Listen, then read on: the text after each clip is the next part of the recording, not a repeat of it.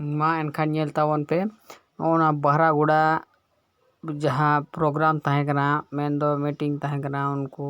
नेता को कल्पना सरेन हिजुआ मेनते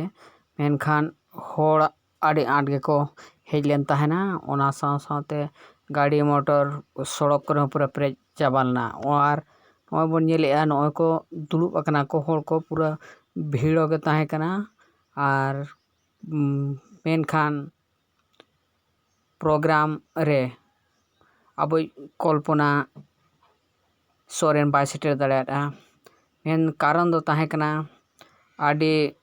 जहाँ रे मांग आगो कथा ओंडे खन के बाय हेज दाड़ेया ओना साव सावते नॉय तेहेन नेलोग कान अब जहाँ तिने आयो को बुढ़ी एरा को हेज लेना उनी दो कल्पना खातिर के को हेज लेना अब जहाँ के झारखंड रनी शेरनी को मेताय कना कल्पना सोरेन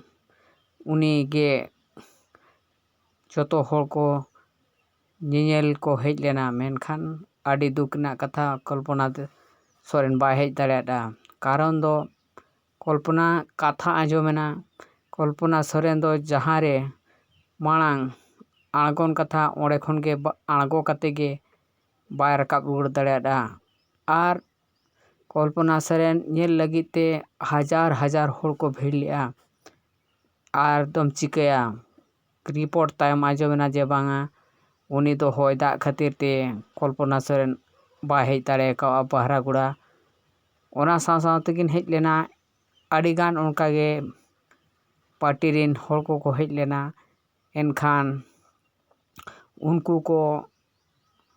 हों विशेष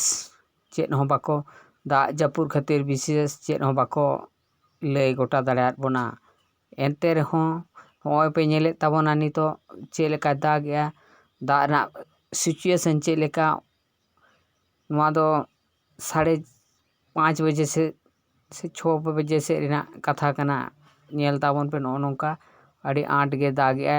इन मिनेኛ मिटें झोपड़ी से रे ओड़े खन गे नोआ लोकेशन दुñ नेल होचोत पे ताबोना और कल्पना दीदी बांग हेज ना कारण दो हुयुग कना ओना दाग खातिर के कल्पना सोरेन आबो नोडे बाय प्रोग्राम रे बाय सेटर दाड़ेयात बोना मेनखान आड़ी जोतो को गे जोहार।